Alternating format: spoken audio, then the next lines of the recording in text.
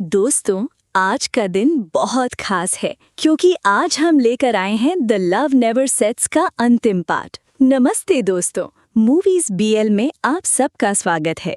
आज के इस पार्ट में हम देखेंगे रेड सनफ्लावर का असली मतलब, शूटिंग की आखिरी दिन की बातें, सेंट के परिवार में तनाव, एक भयावह ट्रेजेडी जो सब कुछ बदल देती है और आखिरकार वो एंडिंग जो सबकी आंखें नम कर देगी। तो चलिए बिना देर किए शुरू करते हैं अंतिम पार्ट का हिंदी एक्सप्लेनेशन।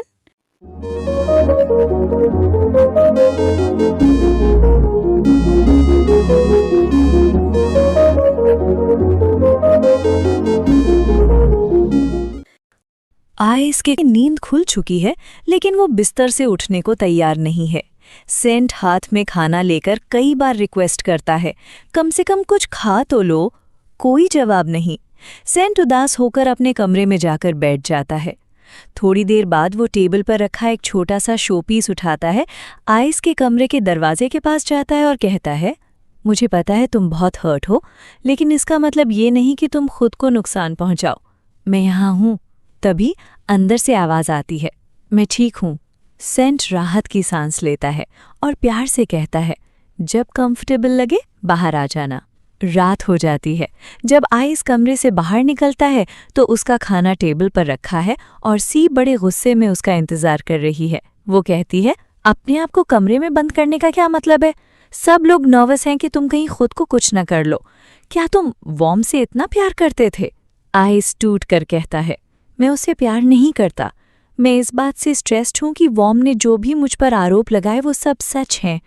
मैं उसका बॉयफ्रेंड था, लेकिन उसके साथ घूमने नहीं जाता था, उसकी पसंद नापसंद नहीं जानता था।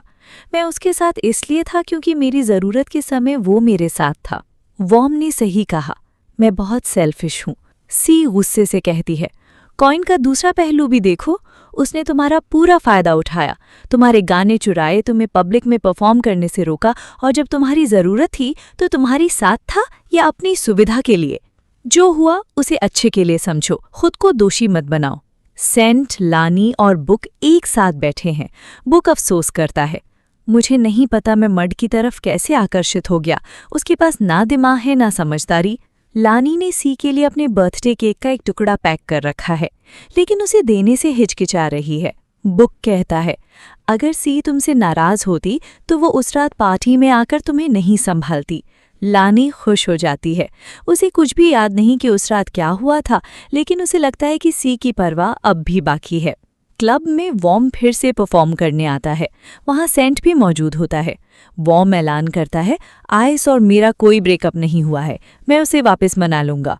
और फिर वो आइस के लिखे हुए लिरिक्स पर गाना गाने लगता है। सेंट का गुस्सा 7वें आसमान पर पहुंच जाता है। वो वॉर्म पर झपटता है, कब तक तुम उसे तंग करते रहोगे? ये गाने, ये लिरिक्स, यहाँ तक कि ये गिटार, सब कुछ आइस का है। वॉर्म मुस्कुराता है, किसने कहा कि ये गिटार आइस का है? सेंट गिटार पर बना फूल का निशान दिखाता है, ये मैंने बनाया था। अब झूठ बोलोगे? वॉर्म को कोई जवाब नहीं सोचता। वो कहता है, ठीक है, क्यों ना हम दोनों के बीच एक प्रतियोगिता कर लें? अगर मैं जीता तो ये गिटार और आइस दोनों मेरे। सेंट शर्त लगाता है, अगर तुम हारे तो गिटार तुम्हें ले जाऊंगा ही, साथ ही तुम ये वादा करोगे कि आइस का कोई गाना फिर कभी चोरी नहीं करोगे। वॉर्म कहता है, ड्रिंकिंग कंपटीशन होगी। बुक घबरा जाता है क्योंकि वो जानता है कि सेंट शराब बिल्कुल नहीं झेल सकता, लेकिन वॉर्म ताना मारता है, डर गए, कमजोर पड़ गए। सेंट चुनौती स्वीकार कर लेता है। पहला राउंड, दोनों पीते हैं। वॉर्म धमकी देता है, जो तुम्हारा नहीं वो कभी तुम्हारा नहीं हो सकता। बुक फुसफुसाता है, ये अपने बारे में बात कर रहा है क्या? दूसरा राउंड, और तेज शराब। वॉर्म कहता है, अगर नहीं पी जाता तो घर जाकर दूध पी ले। तीसरा राउंड, वॉर्म तेजी से पीता है, लेकिन सेंट की तबीयत खराब होने लगती है। लानी पूछती है, कंटिन्यू करोगे? इससे पहले कि सेंट जवाब दे, वॉर्म उल्टी करने लगता है। सेंट जीत जाता है। जब सेंट गिटार लेने जाता है, वॉर्म टालता है, किसके पास शर्त का सबूत है?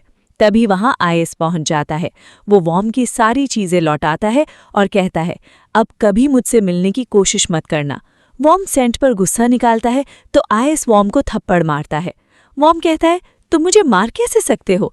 मैंने तो पब्लिकली तुमसे माफी मांगी। आइस ठंडे लहजे में कहता है, क्योंकि मैं अच्छी तरह जानता हूं कि तुम क्या कर रहे थे, और अब तुमने एक कदम भी मेरी तरफ बढ़ाया तो तुम्हारी किसी के सामने मुंह दिखाने लायक नहीं रहेगी। आइस नशे में धुत सेंट को संभालता है और घर ले जाता है। घर पहुंचकर सेंट बड़बड़ाता है, मुझे मछली खानी है। आइस उसकी जिद पूरी करता है, महंगी मछली लाता है, प्यार से खिलाता है, लेकिन सेंट उल्टी कर देता है। फिर सेंट आइस से गिटार बजाने की डिमांड करता है, वो हमारा गाना सुनाए। गाना खत्म होने के बाद सेंट शराब के नशे में सच बोल बैठता है, मैं और लानी हम सिर्फ दिखावा कर रहे हैं, पापा के प्रेशर की वजह से, हम एक दूसरे से प्यार नहीं करते। आइस कहता है, मैं समझ गया था जब लानी ने तुम्हारे गाल पर किस किया था, लेकिन तुम दोनों अच्छे लगते हो साथ में। सेंट कहता है, मैं किसी और से प्यार करता हूँ, अभी नहीं बताऊंगा कौन है। आइस, तो बताया ही क्यों? सेंट मुस्कुराता है, एक दिन तुम खुद जान जाओगे, पूछना नहीं पड़ेगा। सुबह आइस सेंट को हैंगओवर दूर करने के लिए ड्रिंक पिलाता है और तस्वीरें दिखाकर चिढ़ाता है, कल रात तुमने कितनी शरारतें की। सेंट जवाब में आइस के पुराने नशे वाले वीडियो दिखा देता है। आइस कहता है, डिलीट करो। सेंट कहता है, पहले अपनी तस्वीरें डिलीट करो। आइस तुरंत सीरियस हो जाता है और सेंट तुरंत सारे वीडियो डिलीट कर देता है। आइस कहता है, गिटार वापस लाने के लिए शुक्रिया, लेकिन क्या मैं तुम्हारे लिए इतना ज़रूरी हूँ कि तुमने अपनी जान की परवाह नहीं की और इतनी शराब पी ली? सेंट मुस्कुराकर बात टाल देता है और गिटार पर बने फूल को देखकर कहता है, अच्छा लग रहा है कि मेरा स्केच अब भी यहाँ है। आइस पूछता है, अगर तुम्हारी शादी लाने से नहीं हुई तो क्या करोगे? सेंट कहता है, पता नहीं, लेकिन अब लगता है कि वक्त आ गया है कि मैं अपने प्यार के साथ जिंदगी गुजारने के बारे में सोचूं। लानी अपने बर्थडे केक का बचा हुआ टुकड़ा लेकर सी के घर पहुंचती है। सी उसे अनदेखा करती है, लेकिन लानी कहती है, बात किए बिना प्रॉब्लम सॉल्व नहीं होगी। लानी 3 बातें कहती है, सेंट और मैं एक दूसरे से प्यार नहीं करते, शादी का सवाल ही नहीं उठता। दूसरी, जिसे मैं चाहती हूँ वो सी है, ये केक स्पेशली उसी के लिए बचा कर लाई हूँ। तीसरी, मुझे सी का साथ चाहिए, क्योंकि अकेले मैं माँ के सामने अपनी बात नहीं रख सकती। लानी रोने लगती है।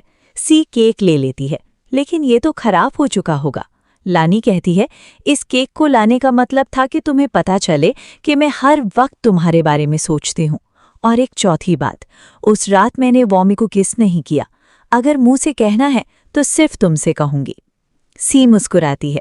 दूसरी बात सुनते ही मेरा गुस्सा खत्म हो गया था। वो लानी के आंसू पोंछती है, अब खुश हो ना? वर्कशॉप में लानी आज की एक्टिविटी बताती है, इमेजिनेशन।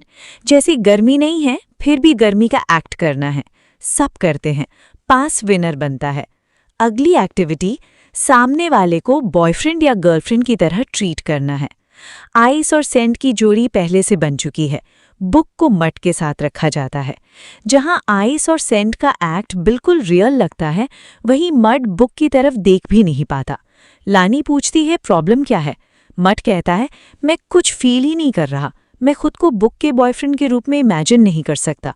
बुक चिढ़कर कहता है, तो पास के साथ एक्ट कर लो। ब्रेक में कुकी ब्लॉग बना रही है, लोगों का भविष्य बताने के लिए। सेंट पूछता है, अपने वर्क के बारे में जानना है?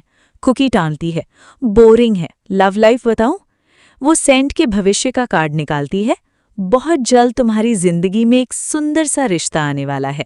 फिर आइस के लिए कार्ड निकालती है और शॉक हो जाती है, द फूल, यानी द लाइन। जिसे तुम चाहते हो वो अपने अंदर कोई सीक्रेट छिपाई बैठा है।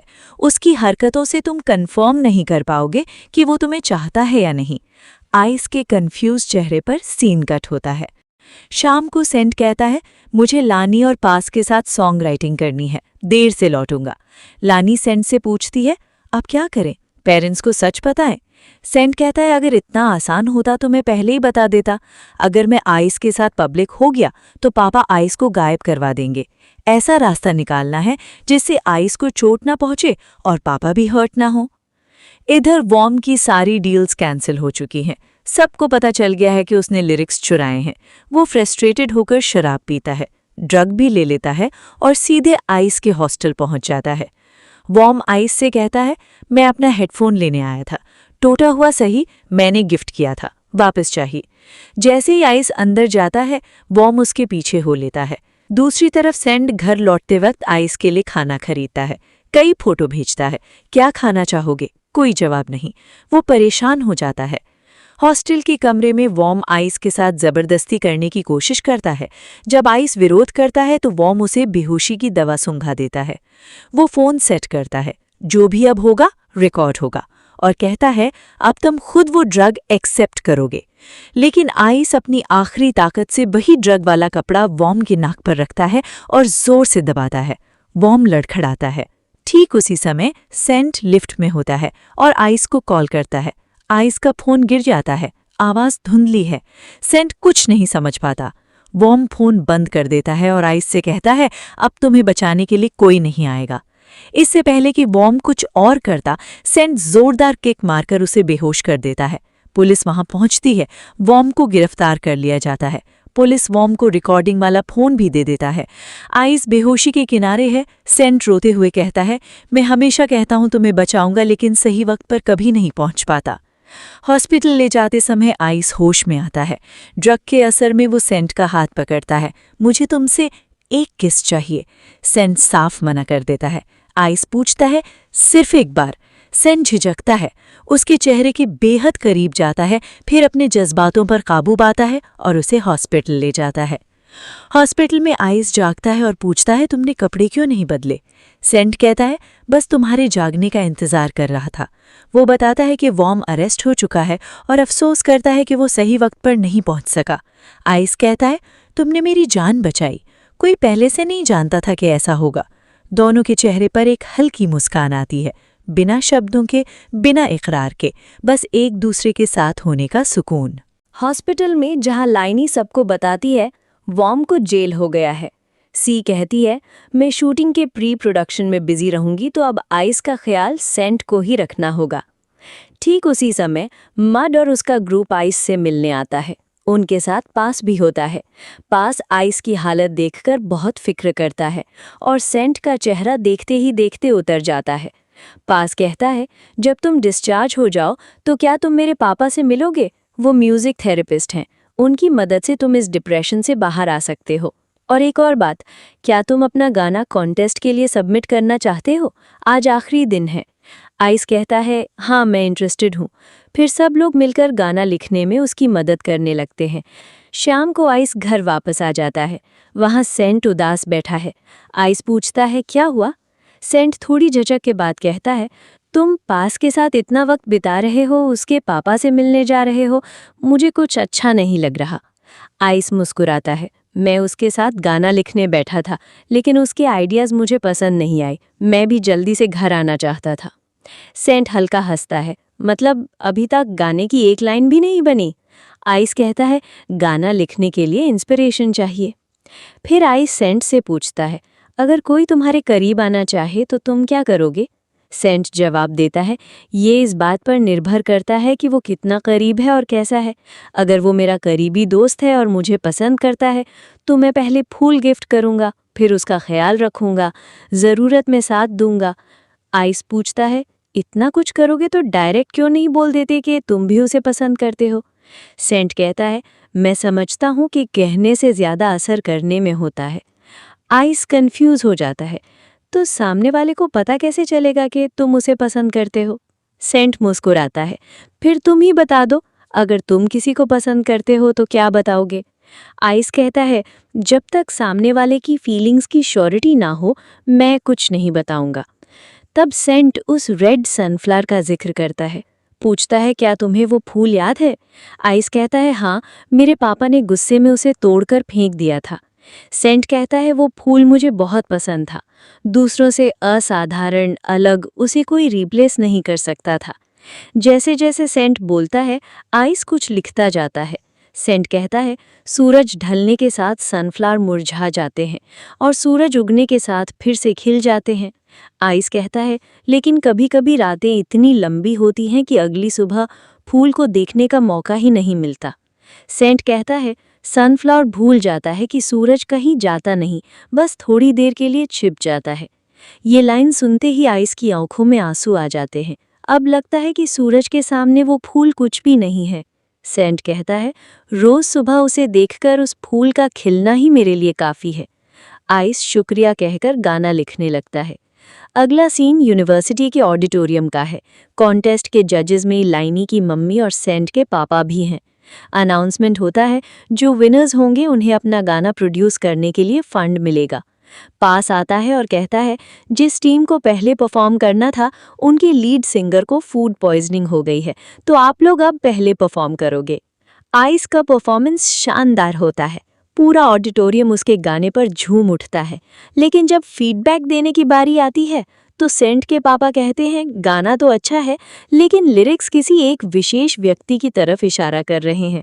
ऑडियंस को नहीं लगता कि तुम उनके लिए गा रहे हो। आइस जवाब देता है, कॉन्टेस्ट का थीम है सीक्रेट लव। प्यार और फीलिंग्स हमेशा किसी एक के लिए ही होते हैं, सबके लिए नहीं। फिर वो ऑडियंस से पूछता है, आप लोगों को कैसा लगा? तालियां और चीयर्स आइस के पक्ष में उठते हैं। सेंट के पापा फिर कहते हैं, ये लव सॉन्ग नहीं, हार्ट ब्रेक सॉन्ग लगा। सीक्रेट लव कभी अपने अंजाम तक नहीं पहुंचता। आइस कहता है, गाने के भाव को जो जैसा समझना चाहे समझ सकता है। खुले दिल से सुनोगे तो लव सॉन्ग लगेगा, रंजिश से सुनोगे तो हार्ट ब्रेक सॉन्ग। तभी स्क्रीन पर जहां आइस के फोन से लिरिक्स शेयर हो रहे थे, वहां सेंट का कॉल आ जाता है। घबराहट में आइस कॉल रिसीव कर लेता है। सेंट वीडियो कॉल पर बताता है कि उसने पाइप ठीक कर दिया है, लेकिन समय पर नहीं पहुंच पाएगा। पूरा ऑडिटोरियम, जिसमें सेंट के पापा भी बैठे हैं, ये सब देख लेते हैं। आइस कॉल तो बंद कर देता है, लेकिन पसीना आ जाता है। बस वही मेरे गाने का इंस्पिरेशन है। पापा बेहद गुस्से में आ जाते हैं। बाद में वो सेंट को फोन करके पूछते हैं, तुम बुक के साथ रहते हो तो आइस के घर का पाइप ठीक करने क्यों गए? सेंट झूठ बोलता है, मेरी स्क्रिप्ट उसके पास रह गई थी, उसे लेने गया था। वहां पाइप खराब देखा तो ठीक कर दिया। पापा धमकी देते हैं, अगर तुम आइस के साथ अपना रिश्ता छुपा रहे हो तो मैं तुम्हें हमेशा के लिए विदेश भेज दूंगा। रात को जब आइस घर लौटता है तो सेंट वहां नहीं होता। अगली सुबह रिहर्सल में आइस को पता चलता है, एक नए फोटोग्राफर बेंस ने टीम ज्वाइन की है। सेंट आइस से बात करने से पूरी तरह कतराता है। सी और लाइनी भी वहां पहुंचते हैं। पता चलता है कि बेंस को सेंट नहीं बुलाया है, वो बिहाइंड द सीन शूट करेगा। लाइनी कहती है, आज हमारा आखिरी वर्कशॉप है, फाइनल शूट से पहले मैं कुछ इंस्ट्रक्शंस देना चाहती हूँ। सबको आंखें बंद करने को कहा जाता है। खुद को उस एरा में रखो जब पैसों की तंगी थी, दुनिया मॉडर्न नहीं थी और सोच भी खुली नहीं थी। अब आंखें खोलो, जिससे भी मिलो वो उसी कहानी का किरदार है। मड और बुक आमने सामने आते हैं। मड पूछता है, कल रात सेंट तुम्हारे कमरे में था, क्या हुआ था? बुक ये कहकर चला जाता है, किस सेंट की बात कर रहे हो मिस्टर?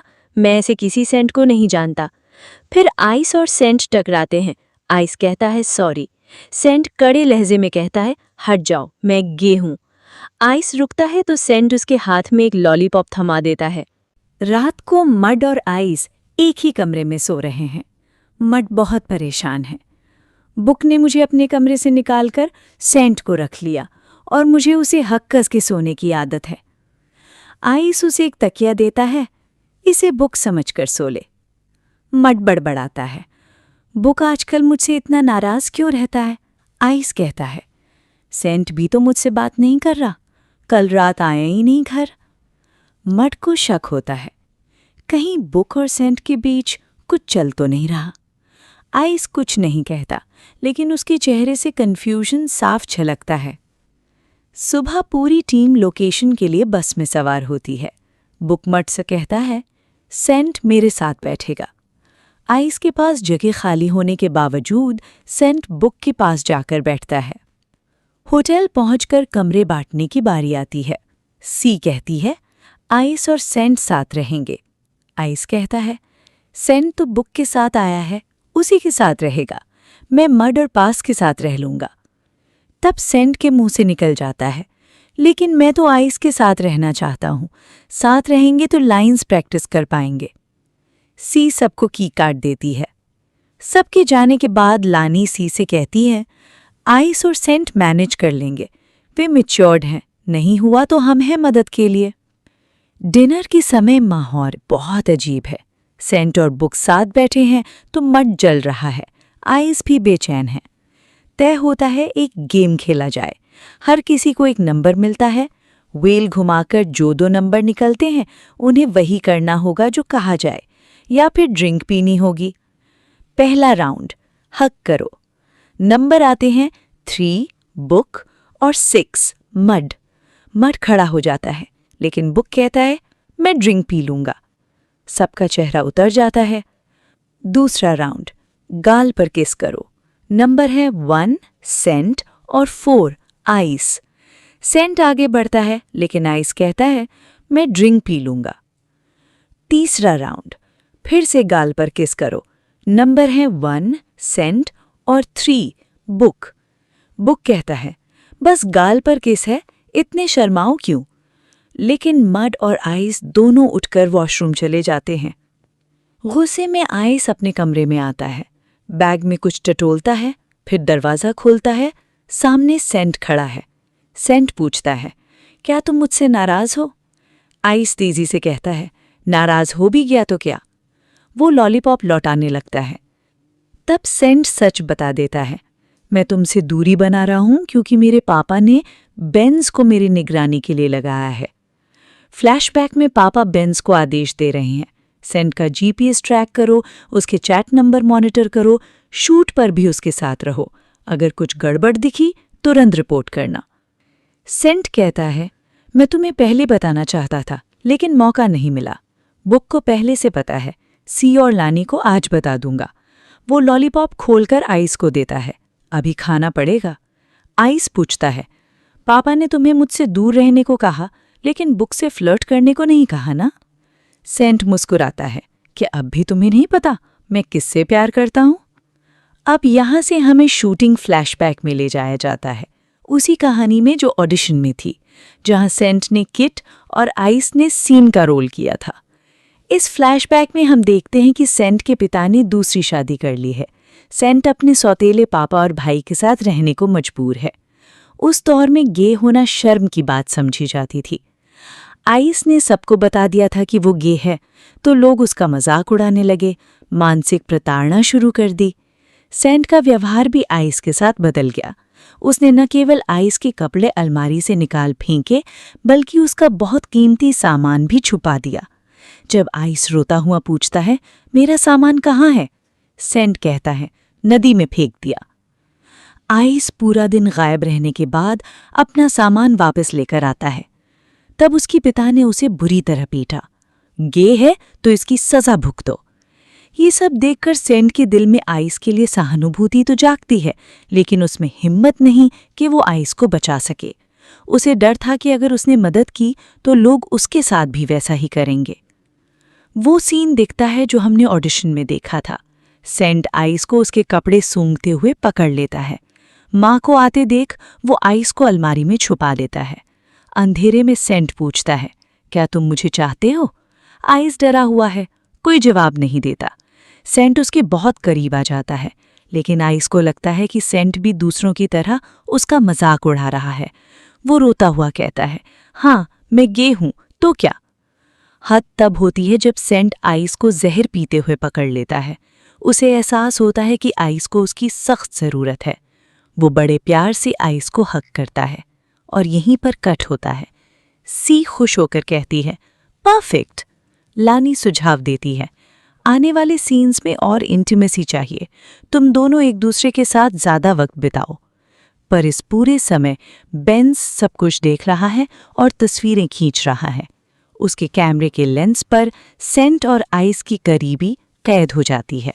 होटल के एक कमरे में, जहां आइस और सेंट एक ही बेड पर लेटे हैं। रात के अंधेरे में दोनों के बीच थोड़ी सी दूरी है, लेकिन सेंट बार बार करवट बदल रहा है, जिससे आइस की नींद उड़ रही है।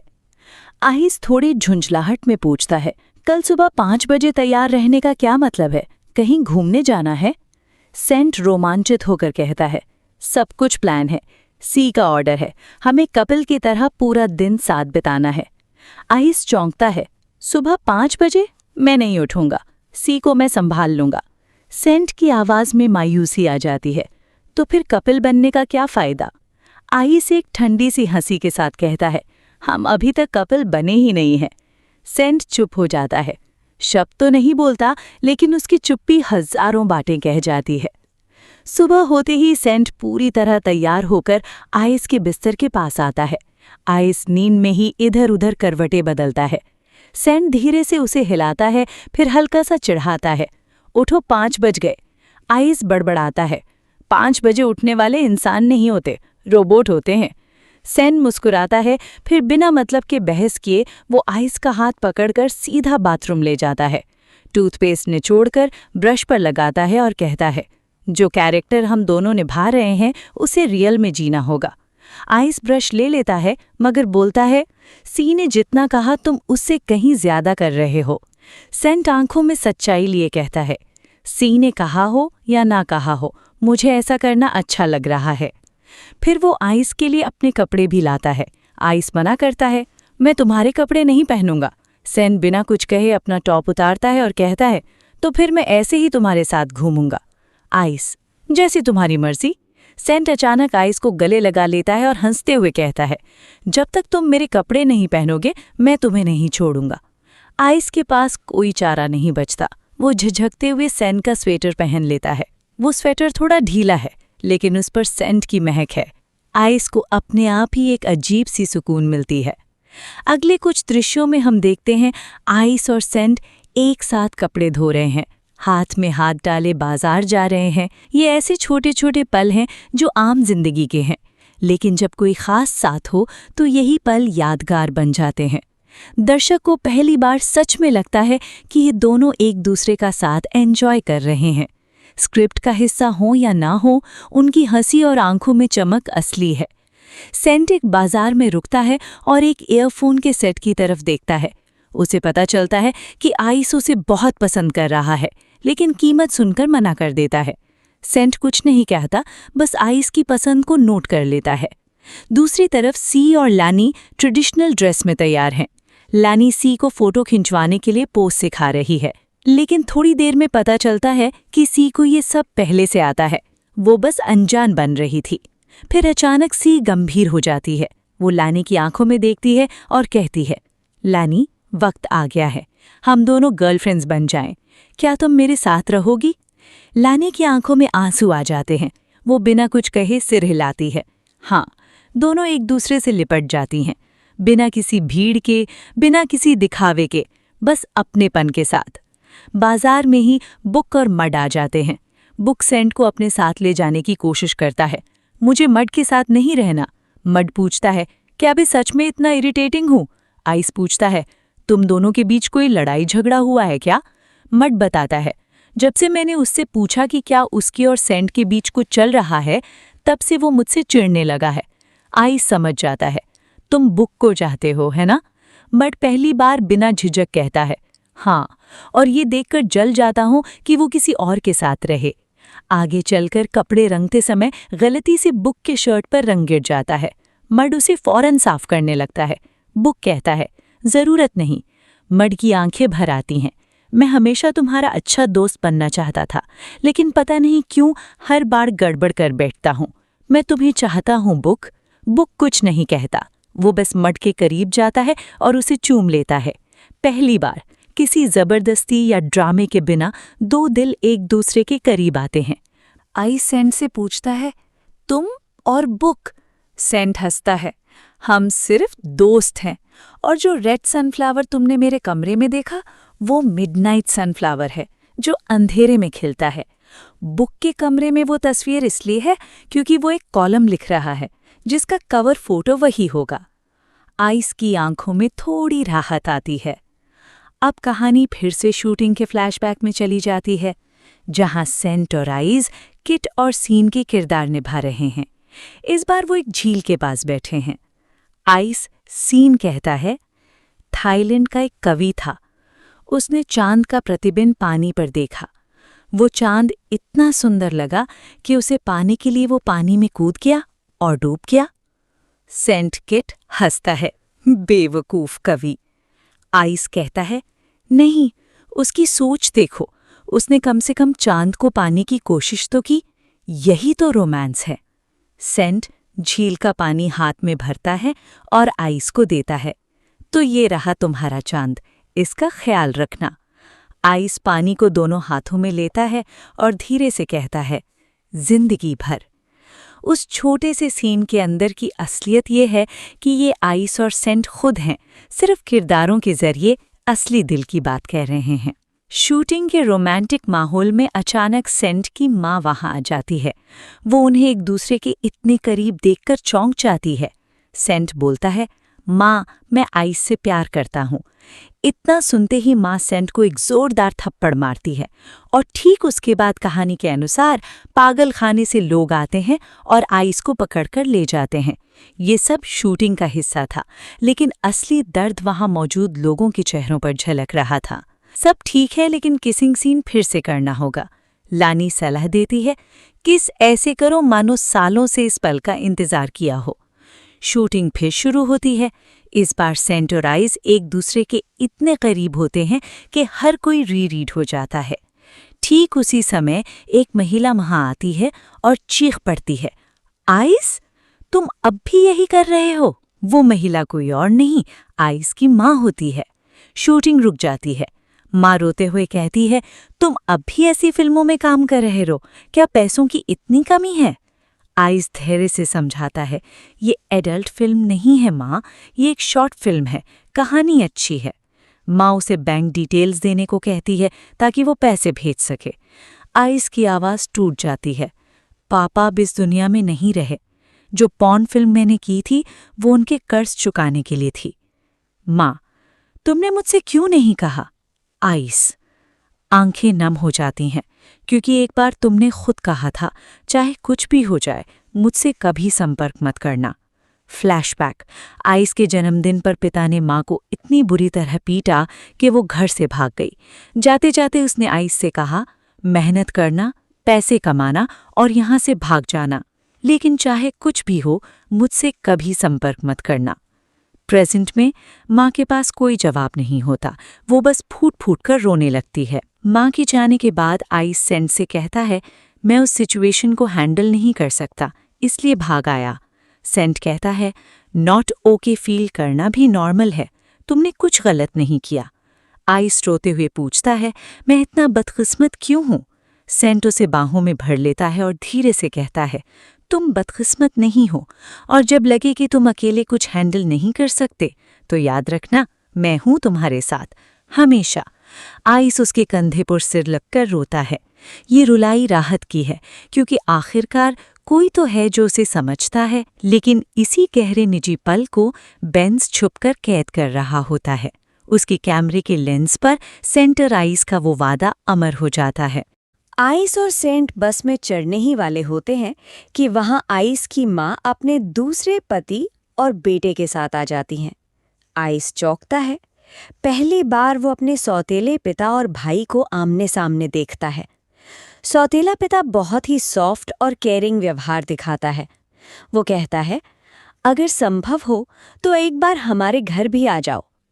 ये सुनकर आइस को थोड़ा अजीब लगता है, क्योंकि असली पिता के बाद उसने कभी किसी पिता जैसा व्यवहार नहीं देखा। माँ उसे एडवांस में बर्थडे विश करती है और एक गिफ्ट देती है। आइस झिझकते हुए, हिचकिचाते हुए सबको बाय कहता है और बस में चढ़ जाता है। बस चलने के बाद वो माँ का दिया लेटर और गिफ्ट खोलता है। पढ़कर वो बहुत इमोशनल हो जाता है। बिना किसी को बताए चुपके से आंखें पोंछ लेता है। बेंस धीरे धीरे वो सब कर रहा है जो उसे कहा गया था। सेंट और आइस के सारे फोटोज बाजार में एक साथ हंसते हुए एक दूसरे के करीब, वो सब सेंट के पापा के पास पहुंच जाते हैं। सेंट के पापा सबको बुलाते हैं, लानी, सी, सेंट, आइस और लानी की माँ। फोटोज टेबल पर रखते हुए पूछते हैं, ये सब क्या है? माना कि फिल्म की शूटिंग थी, लेकिन ये तस्वीरें कुछ और ही बता रही हैं। लानी आगे बढ़ती है। उस वक्त अचानक आइस की माँ शूटिंग पर आ गई थी। थोड़ी देर के लिए हंगामा हुआ था, लेकिन सब शॉर्ट आउट हो गया। हाँ, आइस को इससे बहुत दुख पहुंचा था और सेंट उसे संभाल रहा था, बस एक अच्छे दोस्त की तरह। सी भी अपनी बात रखती है। एक डायरेक्टर होने के नाते मुझे ध्यान रखना था कि मेरे एक्टर्स इमोशनली कंफर्टेबल रहें। एक इंसान के तौर पर भी मैं सेंट के व्यवहार में कुछ गलत नहीं देखती। सेंट के पापा कहते हैं, लेकिन बाहर वाला तो कुछ और ही समझेगा, है ना? लानी तुरंत बोलती है, हम सबको पता है कि बाहर वाले क्या समझेंगे, लेकिन हम आपको एक क्लैरिफिकेशन दे रहे हैं। अगर ये आपको संतुष्ट नहीं करता तो इसका मतलब ये नहीं कि हम झूठ बोल रहे हैं। पापा फिर सीधा सवाल करते हैं, लानी, तुम और सेंट सच में डेटिंग कर रहे हो या नहीं? लानी साफ साफ कहती है, मैं सेंट के बहुत करीब हूँ, लेकिन एक दोस्त की तरह, और मुझे पूरा यकीन है कि सेंट ई मुझे उसी नज़र से देखता है। ठीक उसी समय लानी की माँ वहाँ आ जाती हैं। वो कुछ बातें सुनती हैं, लेकिन सख्ती से कहती हैं, कोई भी फैसला करने से पहले मैं अपनी बेटी से बात करूंगी। सी रिक्वेस्ट करती है, क्या मैं लानी के साथ रह सकती हूँ? लानी की माँ पहले तो सख्त लहजे में पूछती हैं, लानी, तुम मुझसे सब क्यों नहीं बताती? लानी गहरी सांस लेती है, हाथ कांपते हैं, लेकिन उसमें हिम्मत आ जाती है। माँ, मैं और सी डेटिंग कर रहे हैं। मुझे माफ़ कर दो कि मैंने तुमसे ये बात छुपाई। मैं झूठ बोलते बोलते थक गई हूँ। लानी की माँ बिल्कुल नहीं चिढ़ती है, बल्कि वो थोड़ी नरम पड़ते हुए कहती है, बेटा, तुमने पहले बता दिया होता तो मैं कभी सेंट के साथ तुम्हारे रिश्ते के लिए हाँ नहीं कहती। मुझे तुम्हारी और सी की जोड़ी से कोई ऑब्जेक्शन नहीं है। बस इतनी सी बात है कि अब सेंट के पापा के सामने ये बात कैसे रखूं? वापस बैठक में सेंट के पापा सेंट और आइस से पूछते हैं, तुम दोनों का रिश्ता आखिर है क्या? सेंट सीधा और साफ कहता है, हम दो एक्टर हैं, एक साथ काम कर रहे हैं, इससे ज्यादा या कम कुछ नहीं।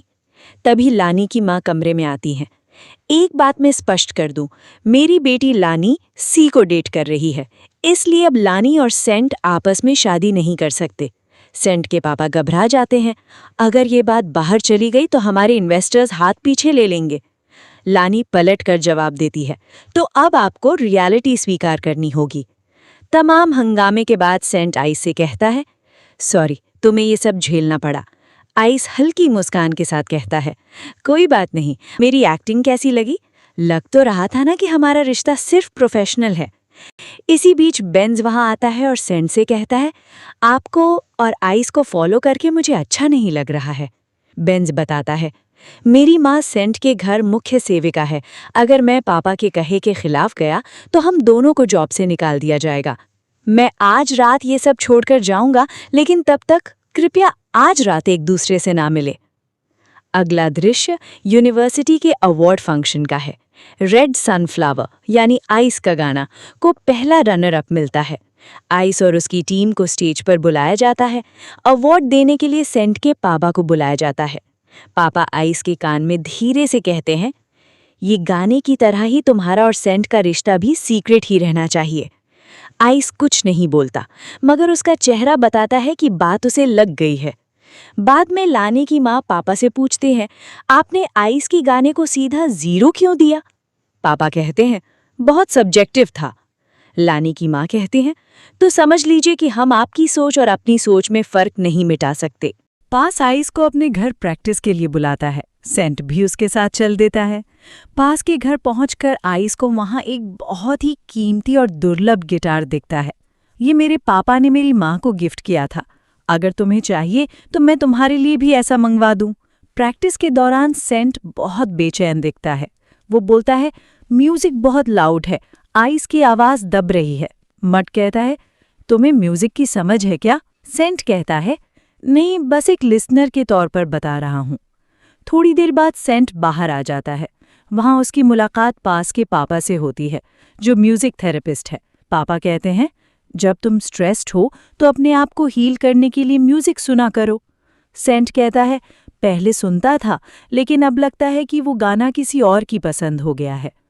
पापा समझाते हैं, हर किसी की अपनी चॉइस होती है, दूसरे जैसा बनना छोड़ो, जितना हो सके उतना अच्छा बनो। सेंट हल्की मुस्कान के साथ कहता है, काश मेरे पापा इसका थोड़ा भी मतलब समझ पाते। रात को आइस अपने कमरे में लौटता है तो वहाँ जबरदस्त सरप्राइज होता है। बलून, झालर, केक, दोस्त, मड, बुक, सी, लानी सब मौजूद हैं। बातों में पता चलता है कि सेंट ने आइस की माँ के साथ मिलकर केक बनाया था, आइस का बचपन का पसंदीदा फ्लेवर। जब आइस केक का टुकड़ा खाता है तो बोलता है, ये तो बिल्कुल माँ जैसा लगता है। तभी माँ खुद सामने आ जाती है। उसने छुपकर ये सरप्राइज तैयार किया था। आइस को गले लगाकर माँ फूट फूट कर रोती है। बेटा, मैं तुम्हें अकेला छोड़कर गई। मैं कायर थी। उन पैसों को मैंने खर्च नहीं किया, अपनी गलतियों की सज़ा के लिए बचाकर रखा। ये पासबुक लो, तुमने जितने भी पैसे भेजे सब यहाँ सुरक्षित हैं। आइस के हाथ पर पुराने निशान देखकर माँ और जोर से रोती है। ये किसने किया? वे कर्ज मांगने वाले। आइस सिर हिलाता है। माँ उसे और कसकर गले लगा लेती है। आइस मुस्कुराते हुए अपने फ़ोन के मैसेजेस दिखाता है। देख, माँ अब मुझसे टेक्स्ट पर बात कर रही है। फिर वो सेंट को गले लगाता है। तुमने माँ को यहाँ लाकर मुझे ऐसा गिफ्ट दिया है कि मैं जिंदगी भर याद रखूंगा। सेंट गंभीर हो जाता है। मैं गाना नहीं लिख सकता, गिटार ठीक से नहीं बजा सकता, ना ही मुझे म्यूजिक की समझ है, लेकिन मैं जिंदगी भर तुम्हारा सपोर्ट कर सकता हूँ, जैसे मैंने अब तक किया है। सेंट आगे कहता है, जो लोन शार्क्स थे उन्हें जेल पहुंचाया, ये अपार्टमेंट खरीदा ताकि तुम्हारी रूममेट बन सकूं, शॉर्ट फिल्म ज्वाइन की, सब कुछ तुम्हारे करीब रहने के लिए था। आइस की आंखें भर आती हैं। तो अब ये सब क्यों बता रहे हो? सेंट आंखों में आंखें डालकर कहता है, क्योंकि अब मैं तुम्हारा बॉयफ्रेंड बनना चाहता हूँ। मेरे पापा चाहे जितना रोके, मैं तुम तक पहुँचने का रास्ता ढूंढ ही लूँगा। वो कहता है, आई लव यू। आइस कुछ नहीं बोलता, बस अपने हाथों से सेंट के गले में हाथ डालता है और उसे किस करने देता है। वो किस सब कुछ कह देती है। पास ने आइस के नाम एक पत्र लिखा है, मैं तुम्हारा लवर नहीं बन सका, लेकिन एक फ़ैन की तरह हमेशा रहूंगा। उधर बुक और मड आखिरकार एक जोड़े के तौर पर पास से मिलते हैं। सी और लानी भी आखिरकार साथ आ जाते हैं। रात के समय आइस बेचैनी से करवटें बदल रहा है। उसे बुरे सपने आ रहे हैं, पुराने दिनों के जख्म, तंग करने वाले लोग, वो अंधेरा। वो घबराकर उठ बैठता है। सेंट तुरंत जाग जाता है, उसकी तरफ देखता है। चेहरा पसीने से तर, सांसें तेज। सेंट धीरे से उसका हाथ पकड़ता है। बुरा सपना? आइस सिर हिलाता है। सेंट पूछता है, इससे छुटकारा कैसे मिलेगा? आइस थोड़ा रुककर उसकी आंखों में देखता है। जब ये मामला पूरी तरह सेटल हो जाएगा, तब तक तुम बस मुझे प्यार से हक करके सो जाओ तो नींद आ जाएगी। सेंट बिना कुछ कहे उसे बाहों में भर लेता है। इतने में बाहर से शोर सुनाई देता है। दोनों बाहर झांकते हैं तो देखते हैं बुक और मड आमने सामने खड़े हैं, आवाज़ें ऊंची हो रही हैं। बुक कहता है, तुम सबकी तारीफ करते हो, सबको कॉम्प्लीमेंट देते हो, सिवाय मेरे। मड जवाब देता है, पहले से ही हमारा रिश्ता ऐसा ही था, अब हम डेट कर रहे हैं, इसका मतलब मैं अपना स्वभाव बदल दूं? बुक गुस्से में कहता है और वहां से चला जाता है। तो फिर अकेले रहो। मड सबसे पूछता है, क्या गलती की मैंने? लानी उसे समझाती है, अगर तुम अब भी अपनी गलती नहीं समझ पाए तो तुम बुक को हमेशा के लिए खो दोगे। सी भी कहती है, कपिल बनना आसान है, लेकिन उसे निभाना बहुत मुश्किल। सुबह होती है। आइस चुपचाप नाश्ता बना रहा है। सेंट उसके पास आता है, प्यार से गुड मॉर्निंग कहता है और फिर थोड़ी हिचकिचाहट के साथ कहता है, तुम्हें बॉयफ्रेंड के रूप में पाकर मैं इतना खुश हूं कि बता नहीं सकता। आइस की थोड़ा शर्माता है, अपनी हिचक को पार करते हुए पूछता है, तो अब हम बॉयफ्रेंड्स हैं तो थोड़ा और करीब तो हो सकते हैं। सेंट इस बार ना नहीं कहता, ना ही भागता है। वो धीरे धीरे आइस की तरफ बढ़ता है और दोनों एक दूसरे के बिल्कुल करीब आ जाते हैं। ये सीन बहुत ही गर्म और भावुक रूप में दिखाया गया है, बिना किसी कट के, बिना किसी शर्म के, सिर्फ दो दिलों की बातचीत। अब मड 10 के पास रहने चला जाता है। रात में वो करवटें बदलता रहता है। तंग आकर 10 कहता है, अगर बुक को इतना मिस कर रहे हो तो वापस चले जाओ। मड कहता है, गर्मी है इसलिए नींद नहीं आती। लेकिन फिर उसे याद आता है कि बुक हमेशा उसे बिना नहाए सोने नहीं देता था और बुक की हग में ही उसे नींद आती थी। अब दूसरी तरफ सेंट यूनिवर्सिटी में आइस का हाथ पकड़ना चाहता है। आइस थोड़ा सोचता है तो सेंट पूछता है, शर्म आ रही है? आइस, नहीं, दुनिया क्या कहेगी इससे फर्क नहीं पड़ता। तुम्हारा बॉयफ्रेंड बनकर मैं बहुत खुश हूँ। फिर दोनों काफ़ी देर कैंपस में साथ घूमते हैं, हंसते हैं, सेल्फियाँ लेते हैं। सेंट आइस की तस्वीरें खींचता है तो आइस कहता है, अब तो हम कपल हैं, सोलो नहीं बल्कि कपल फोटो चाहिए। कॉलेज में एक फेस्ट लगा है। सी के असिस्टेंट्स आइस और सेंट को साथ देखकर पकड़ लेते हैं। अब तो इनकार नहीं कर सकते, तुम दोनों डेट कर रहे हो। आइस मुस्कुराकर कहता है, जैसा समझना है समझ लो। यही उनकी कन्फर्मेशन होती है। असिस्टेंट्स बताते हैं, यूनिवर्सिटी के पीछे एक छोटा सा मंदिर है। जो भी प्रेमी वहाँ सच्चे दिल से मांगता है उसकी मुराद पूरी होती है। आइस और सेंट वहाँ पहुँचते हैं। दूर से देखते हैं कि एलेक्स भी मंदिर में पूजा कर रहा है। उसने सिर्फ एक अगरबत्ती जलाई है, जबकि आमतौर पर 5 जलाई जाती हैं। दोनों हैरान होते हैं, लेकिन आगे बढ़ते हैं। आइस अपने मन में प्रार्थना करता है, हमारे प्यार के रास्ते की सारी रुकावटें हट जाएं। सेंट अपनी प्रार्थना करता है, आइस को जिंदगी भर का सुकून मिले। ठीक उसी पल सेंट के फ़ोन पर बुक का मैसेज आता है, ज़रूरी काम है, तुरंत मिलना। बुक कॉलेज के रिकॉर्ड्स खंगाल रहा है। पिछले 10 साल में जितने भी स्टूडेंट्स ने सुसाइड किया है, उनमें से ज्यादातर प्रोफेसर मिंट के लेक्चर अटेंड करते थे। मौत का पैटर्न एक जैसा है, डिप्रेशन, स्लीपिंग डिसऑर्डर, अकेलापन। बुक बताता है कि एलेक्स का एक भाई भी था जो इस लिस्ट में है। उसने अपना सरनेम बदल रखा है। सी और लानी भी जुड़ जाती हैं। आइस कहता है, ये सब 2018 से शुरू हुआ, जब प्रोफेसर मिंट ने ज्वाइन किया था। मैंने भी यही लक्षण झेले थे। बुक कहता है, अगला विक्टिम एलेक्स हो सकता है, हमें उसे बचाना है। टीम अप प्लान बनाती है। आइस और सेंट प्रोफेसर मिंट पर नजर रखेंगे। बुक और मड मिसवा प्रोफेसर की पत्नी से मिलेंगे, क्योंकि मड उनकी क्लोज है। सी और लानी कॉलेज फेस्ट में लाइव स्ट्रीमिंग का इंतजाम करेंगे। जूम से संपर्क करना होगा, वही बंदा जिसने पहले प्रोफेसर मिंट की मदद की थी। मड और बुक मिसवा के पास जाते हैं। 3 बच्चे भी साथ हैं, जिन्हें प्रोफेसर मिंट अब भी ब्लैकमेल कर रहा है। मिसवा पहले मदद करने से मना करती है। बुक कहता है, जो बच्चे मर चुके हैं उनकी बात अलग, लेकिन जो अभी जिंदा हैं, अगर उनके साथ कुछ हुआ तो जिम्मेदारी आपकी होगी। मिसवा की आंखें भर आती हैं। वो मदद करने को तैयार हो जाती है।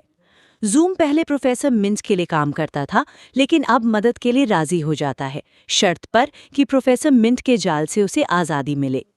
फ्लैशबैक में सी सेंट को समझाती है, हम प्रोफेसर मिंट की हर हरकत पर नजर रखेंगे। एलेक्स को बचाना है और लाइव स्ट्रीमिंग के जरिए सब तक सच्चाई पहुंचानी है। पुलिस को सूचित न करने का फैसला होता है, बहुत रिस्की था। प्रोफेसर मिंट वो जूम को मैसेज करता है, तैयारी पूरी है। जूम हाँ कहता है, मगर वो असल में आइस और सेंट के साथ है। प्रोफेसर मिंट एलेक्स को पानी देता है जिसमें ड्रग मिला होता है। एलेक्स एक घूंट पी लेता है, मगर ध्यान से, बाकी पानी गिरा देता है। मिसवा प्रोफेसर मिंट की फाइल्स का लिंक ओपन करने की कोशिश कर रही है। पासवर्ड गलत आता है, पहले उसका अपना जन्मदिन, फिर प्रोफेसर का जन्मदिन। तीसरे प्रयास में वो अपनी शादी की सालगिरह टाइप करती है। फाइल ओपन हो जाती है। उसके सामने वीडियो है, फ्रेशर स्टूडेंट्स के साथ प्रोफेसर मिंट की गंदी हरकतें। मिसवा का होश उड़ जाता है। वो रोती है, मैं इस आदमी के साथ रह रही थी। बुक कहता है, अपने हाथों से सारी फाइल्स डिलीट कर दीजिए, अभी एक मौका है। मिसवा डिलीट बटन दबाती है। उसी पल प्रोफेसर मिंट के फ़ोन से भी सब डिलीट हो जाता है। कॉलेज फेस्ट की ऑडिटोरियम में सी लाइव स्ट्रीमिंग शुरू करती है।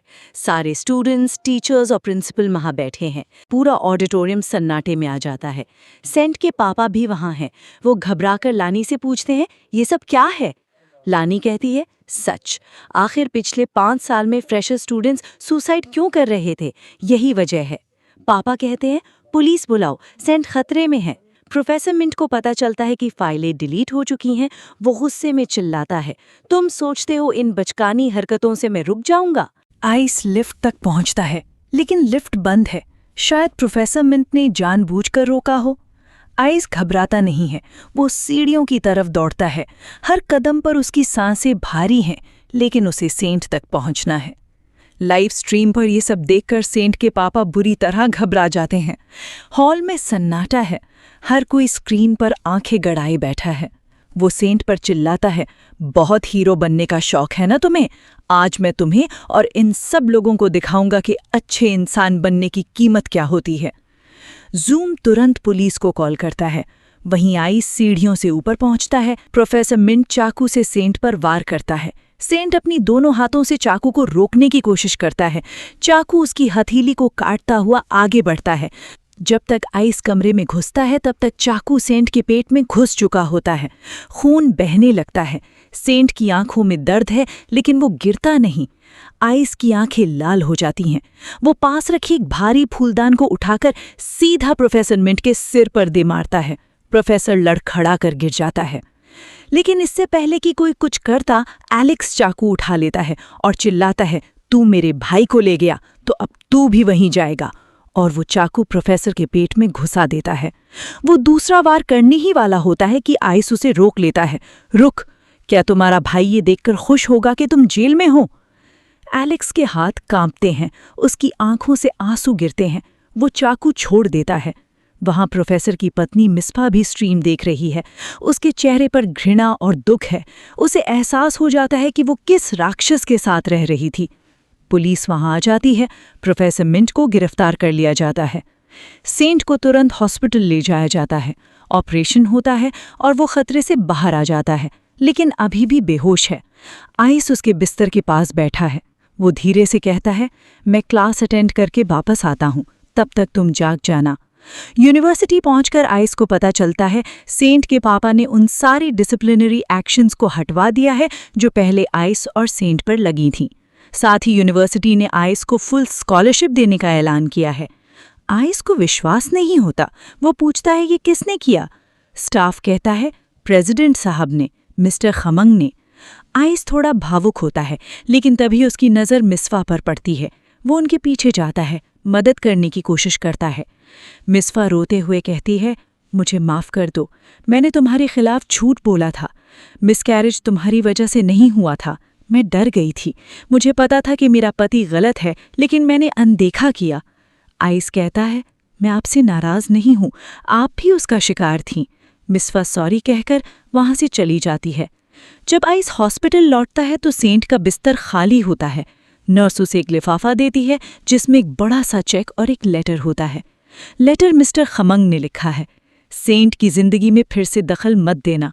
तुम्हारी वजह से वो खतरे में पड़ा था। ये पैसे ले लो और उससे दूर रहो। आइस का हाथ कांपता है। वो चेक की तरफ देखता भी नहीं, बस उसे वहीं फर्श पर छोड़ देता है। आइस सीधा सेंट के घर पहुंचता है। मिस्टर खमंग बाहर आते हैं। मैंने तुमसे कहा था कि उससे न मिलो। आइस, क्या आपने उसे फिर से कमरे में बंद कर दिया है? पापा, ये हमारा फैमिली मैटर है, तुम कौन होते हो बोलने वाले? आइस सीधा जवाब देता है, सेंट मेरी फैमिली है और जब तक मैं उससे नहीं मिलूंगा यहाँ से हिलूंगा नहीं।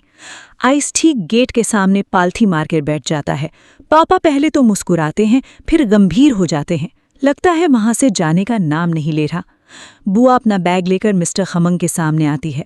मैं रिजाइन कर रही हूँ। पापा, तो जाते जाते इस आइस को भी लेते जाओ। बुआ, 2 साल हो गए आप सेंट के दिल से आइस को नहीं निकाल पाए। अब तो समझ जाना चाहिए कि वो आइस के लिए कितना सीरियस है। और आपने खुद भी अपनी पत्नी के लिए अपने परिवार के खिलाफ जाकर शादी की थी। सबने कहा था ये शादी नहीं चलेगी, लेकिन आपने चलाकर दिखाया। तो आज ये बच्चे उससे कम हैं क्या? पापा गरजते हैं, हमारा प्यार सच्चा था। आजकल के बच्चे सच्चे प्यार का मतलब ही नहीं जानते। बुआ, तो आपने भी तो अपने प्यार के लिए लड़ाई लड़ी थी। अपने बच्चे को वो मौका क्यों नहीं देते? पापा चुप हो जाते हैं।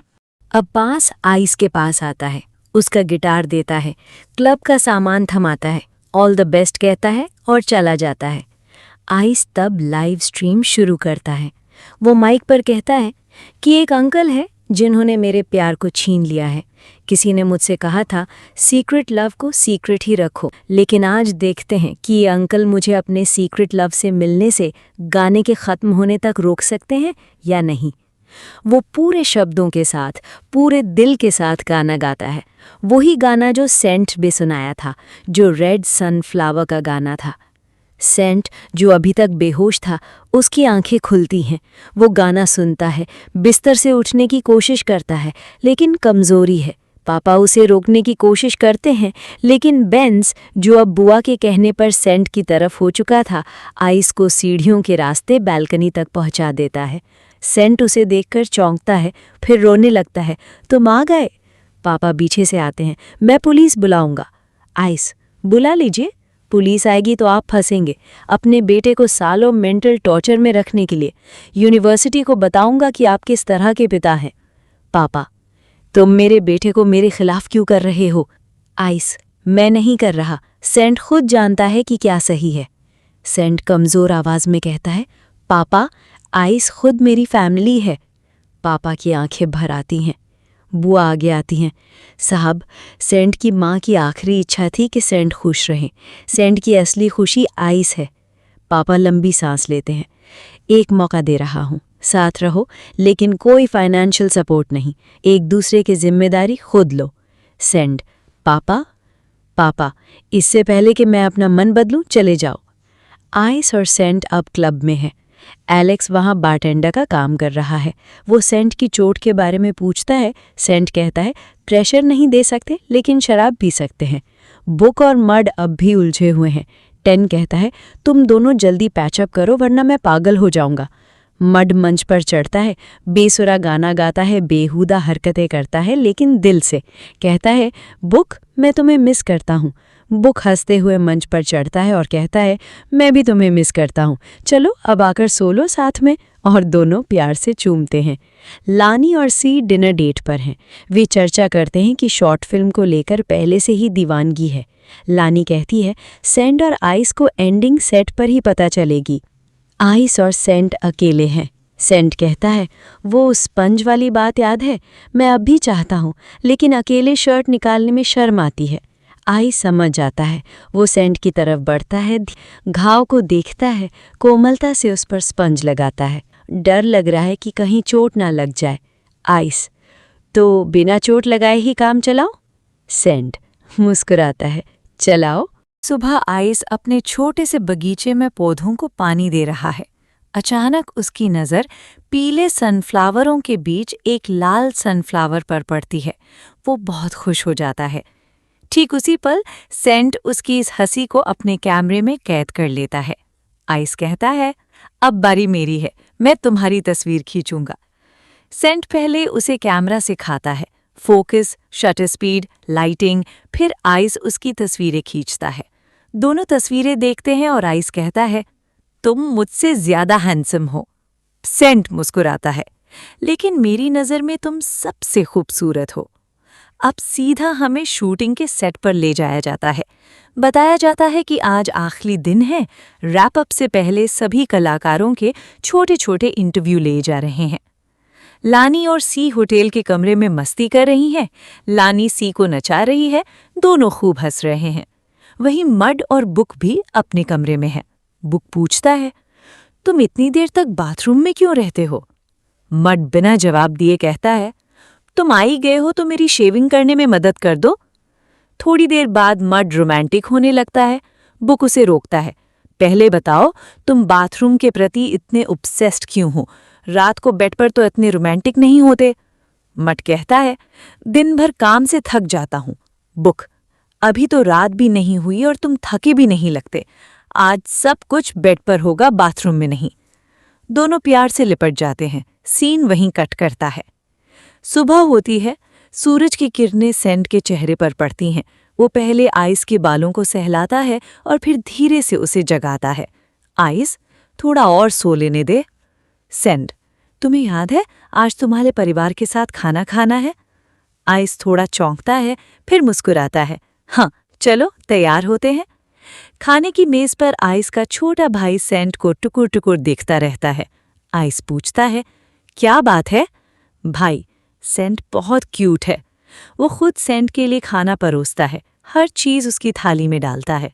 माँ पूछती है, बेटा तुम अपने पापा से कब मिलवा रहे हो? आइस कहता है, कुछ ही दिन पहले उन्होंने उसे घर से निकाल दिया है।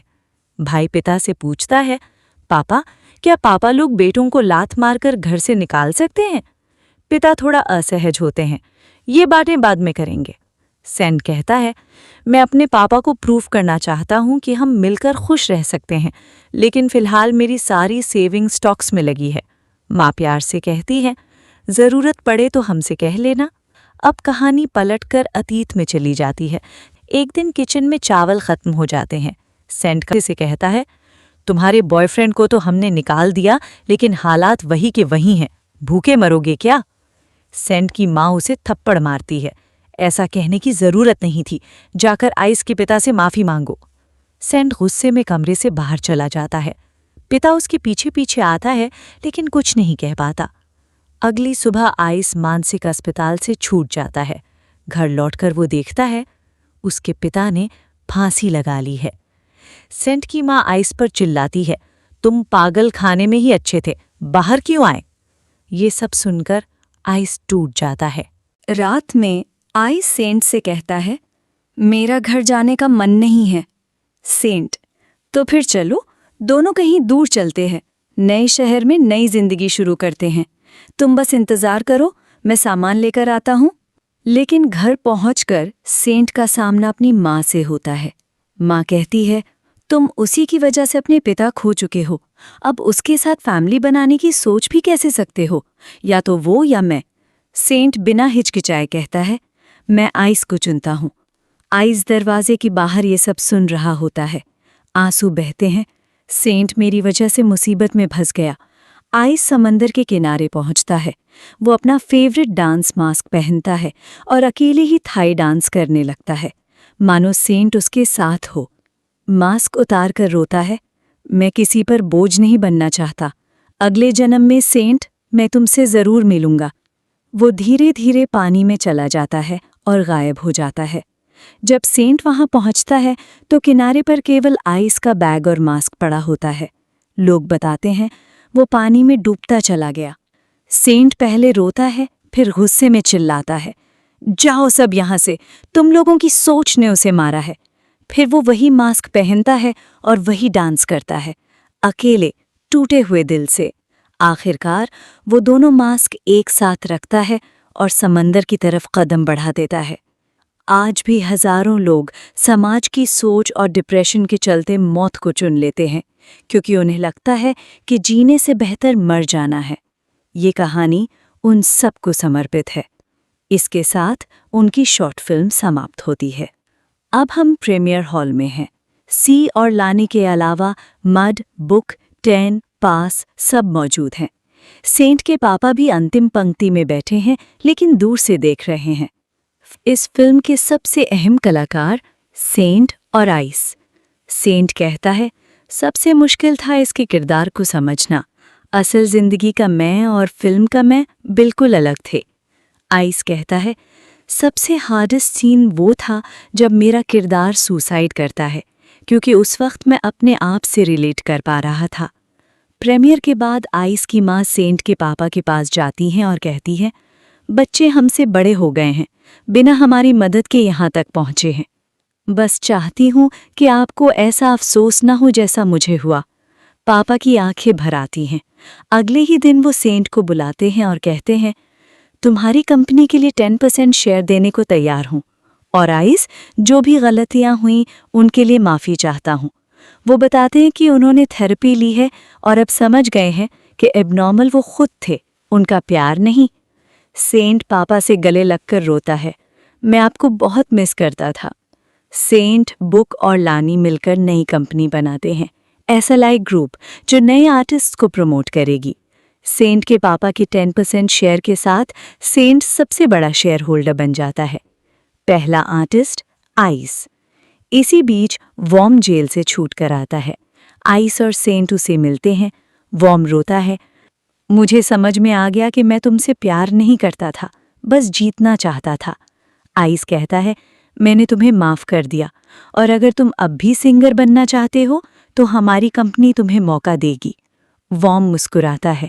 पहली बार उसके चेहरे पर शांति है। आखिरी दृश्य, आइस के घर पर पूरा परिवार इकट्ठा है। फैमिली फोटो का टाइम होता है। सब हाथ में हाथ डालकर खड़े होते हैं। पहली बार सेंट के पापा मुस्कुराते हैं, असली, गर्म, दिल से। कैमरा क्लिक होता है और फ्रेम में सबके चेहरे पर सुकून है। फिल्म खत्म होती है। स्क्रीन पर आता है द लव नेवर सेट्स। तो दोस्तों, द लव नेवर सेट्स का ये आखिरी पार्ट था। एक कहानी जो प्रेम, त्याग, दर्द, गलतफहमी और आखिर में मिलन की है। आइस और सेंट ने हमें सिखाया, प्यार में कोई नंबर नहीं होते, कोई जेंडर नहीं होता, बस होता है एक दूसरे को पाने और रखने का इरादा। अगर आपको ये सीरीज पसंद आई हो तो प्लीज़ चैनल को सब्सक्राइब करें और बेल आइकन दबाएं। आने वाली नई BL सीरीज के लिए बने रहें। तब तक के लिए God bless you, take care and bye.